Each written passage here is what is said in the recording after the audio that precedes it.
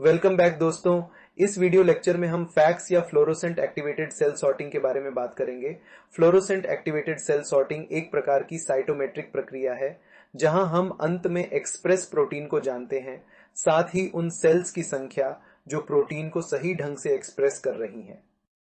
ये दो चीजें हैं जो हम आम तौर पर इस प्रक्रिया के साथ करते हैं। एक है एक्सप्रेस प्रोटीन की अमाउंट को समझना, और दूसरी चीज है उस प्रोटीन को एक्सप्रेस करने वाले सेल्स के नंबर।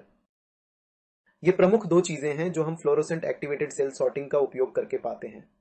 तो अब ये एक ऐसी तकनीक है जो एक फ्लोरोसेंट टैग या रेडियो एक्टिव डाई का यूज या अटैचमेंट इंप्लाई करती है। ठीक है, तो रेडियो एक्टिव मॉलिक्यूल या फ्लोरोसेंट टैग एंड में बहुत इंपॉर्टेंट होता है कि हम एक पर्टिकुलर प्रोटीन के एक्सप्रेशन को जान सके। ओके, तो फैक्स में सेल को सॉर्ट करने का विचार है, इसीलिए इसे फ्लोरोसेंट एक्टिवेटेड सेल सॉर्टिंग कहा जाता है। सेल सॉर्टिंग का मतलब है कि हमारे पास कई अलग अलग प्रकार के सेल्स हैं। सेल्स, मान लीजिए कि कुछ सेल्स प्रोटीन उत्पन्न करते हैं। मान लीजिए कि यहां रुचि का विषय एक्स है, इसलिए प्रोटीन एक्स सेल 1 द्वारा बनता है। सेल 2 के लिए 100 प्रोटीन बनते हैं, केवल 2 प्रोटीन बनते हैं। तो उस विचार के आधार पर, इस फैक्ट सिस्टम के आधार पर, हम वास्तव में सेल से युक्त उन सभी डिफरेंट प्रॉपर्टी को, डिफरेंट टाइप्स के सेल को दूर कर सकते हैं। हम वास्तव में उन सभी सेल्स को सॉर्ट कर सकते हैं और वास्तव में डिफरेंट रीजन्स में डिफरेंट टाइप्स के सेल्स को चुन सकते हैं। तो ये महत्वपूर्ण टेक्निक है। एक टेक्निक से हम ये सब कर सकते हैं। तो हम वास्तव में ये कैसे करते हैं? इस फ्लोरोसेंट एक्टिवेटेड सेल सॉर्टिंग के पीछे का विचार ये है कि सामान्य रूप से आमतौर पर मशीन कुछ इस तरह दिखती है। इसमें एक चेंबर होता है और अंत में ये होता है ऐसी ही एक छोटी सी सुरंग है, राइट। और अंत में नीचे उनके पास एक छोटा चेंबर है, छोटा चेंबर जिसे ड्रॉप कहा जाता है। इसे ड्रॉप कहते हैं। तो इस चेंबर में हमने विभिन्न प्रकार के प्रोटीन, मान लीजिए प्रोटीन भर दी। ये ब्लू प्रोटीन, रेड मान लीजिए, ब्लैक। तो ये हैं विभिन्न प्रकार, या कहीं ग्रीन। साथ ही यहां अलग अलग प्रोटीन भी रखे गए हैं। ठीक है, अब प्रोटीन के वे सभी मिक्सचर, डिफरेंट टाइप्स के सेल्स वास्तव में प्रोटीन नहीं है। मुख्य रूप से सेल्स होते हैं और सेल के अंदर वे एक विशेष प्रोटीन का उत्पादन करते हैं जिससे हम डील कर रहे हैं। उदाहरण के लिए, अब क्या होता है, ये सेल धीरे धीरे मूव करेंगे या प्रोटीन कॉम्प्लेक्स धीरे धीरे इस चेंबर से होकर मूव करेंगे। और अब ये मूवमेंट के दौरान है, मान लीजिए ये ग्रीन है, इस गति के दौरान एक लेजर जुड़ा होता है, एक लेजर होता है, और ये लेजर उन सभी सेल्स से होकर गुजरता है। ठीक है, तो जैसे ही लेजर सेल पर प्रहार कर रहा है, सेल और प्रोटीन कॉम्प्लेक्स इस लाइट को बिखेर रहे हैं, सही है ना।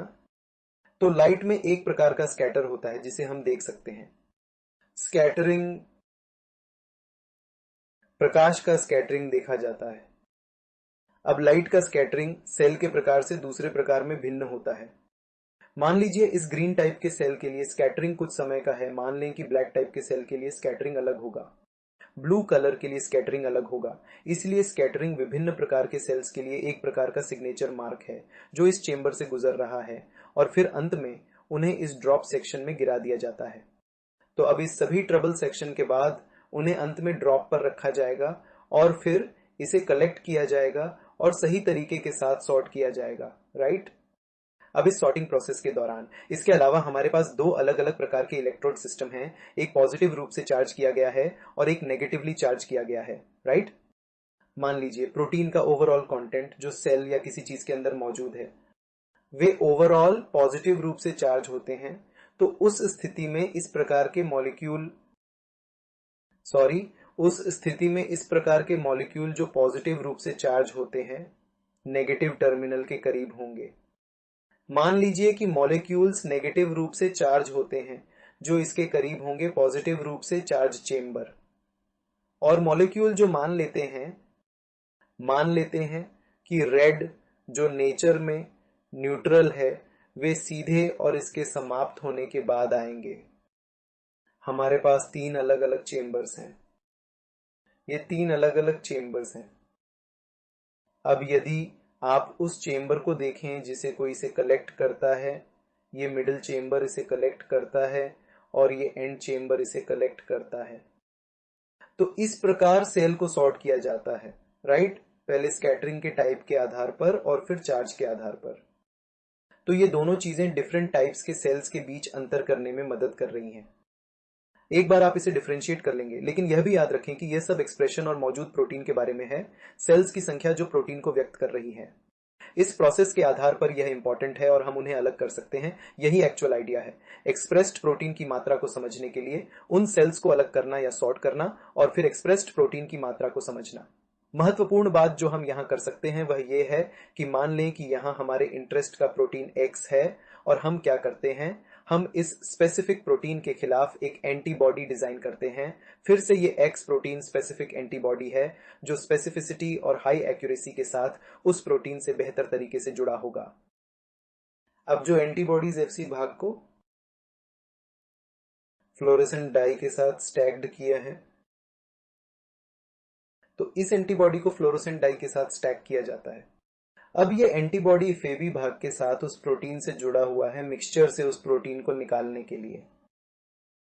तो अब हम जो देख सकते हैं वह यह है कि एक विशेष फ्लोरोसेंट रेडिएशन, फ्लोरोसेंट लाइट और फ्लोरोसेंट लाइट का पता मौजूदा डिटेक्टर द्वारा लगाया जा सकता है। इसलिए डिटेक्टर सेल से आने वाली फ्लोरोसेंट लाइट का पता लगा सकता है। एक विशिष्ट फ्लोरोसेंट लाइट एक विशिष्ट प्रकार के प्रोटीन के लिए जिम्मेदार होती है, क्योंकि इसी तरह हम इन सभी चीजों को डिजाइन करते हैं।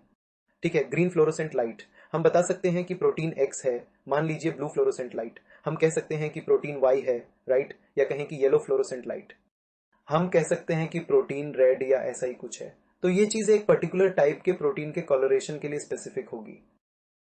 अब एक बार जब हमें इस फ्लोरोसेंट टैग और यहां मौजूद डिटेक्टर से स्कैटरिंग फीचर के साथ ये सब विचार मिल जाते हैं, तो हम दो अलग अलग चीजें देख सकते हैं। हम इंटेंसिटी देख सकते हैं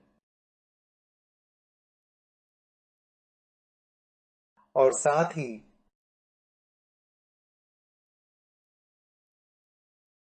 फ्रीक्वेंसी भी देख सकते हैं। हम फ्रीक्वेंसी के साथ साथ इंटेंसिटी भी देख सकते हैं, राइट? और हम इन सब के लिए अलग अलग ग्राफ पाते हैं, राइट? इंटेंसिटी और फ्रीक्वेंसी। यदि आप देखें तो ये दो चीजें हैं जो इस फ्लोरोसेंट डाई या फ्लोरोसेंट लाइट के लिए मायने रखती हैं, लाइट की इंटेंसिटी और उस लाइट की फ्रीक्वेंसी। अब याद रखें, ये फ्रीक्वेंसी सेल्स की संख्या उस प्रोटीन कंटेन सेल्स की संख्या से मेल खाती है। फ्रीक्वेंसी का अर्थ है कि वह पर्टिकुलर फ्लोरोसेंट कितनी बार आ रहा है, वह कितनी बार आ रहा है, और यह प्रोटीन को एक्सप्रेस करने वाले सेल्स की संख्या से संबंधित है। दूसरी तरफ उस फ्लोरेसेंट लाइट की इंटेंसिटी हमें प्रेजेंट प्रोटीन की अमाउंट बताएगी, इसलिए इसे देखना होगा। ये वहां प्रेजेंट प्रोटीन की अमाउंट से संबंधित है। तो ये दो चीजें हैं जो मैटर करती है। इंटेंसिटी प्रोटीन की अमाउंट है, फ्रीक्वेंसी उन सेल्स की संख्या है जो इसे व्यक्त कर रही हैं। तो बदले में फ्लोरोसेंट एक्टिवेटेड सेल सॉर्टर इस प्रकार काम करता है। और फ्लोरोसेंट एक्टिवेटेड सेल सॉर्टिंग का उपयोग करना, जैसा कि आप देख सकते हैं, इसीलिए इसे फ्लोरोसेंट एक्टिवेटेड कहा जाता है, क्योंकि आमतौर पर उन सेल्स का पता लगाने के लिए स्कैटरिंग इंपॉर्टेंट है जो मौजूद हैं या नहीं।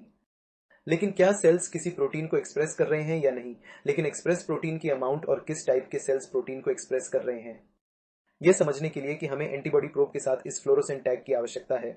इसलिए यह फैक्ट्स के लिए बहुत महत्वपूर्ण है और हम फैक्ट्स के साथ यही करते हैं। ठीक है, तो दोस्तों इतना ही। अगर आपको ये वीडियो पसंद आए तो लाइक बटन दबाएं, ऐसे और वीडियो ट्यूटोरियल पाने के लिए चैनल को सब्सक्राइब करें और इस वीडियो को अपने दोस्तों के साथ सोशल नेटवर्क पर भी शेयर करें। धन्यवाद।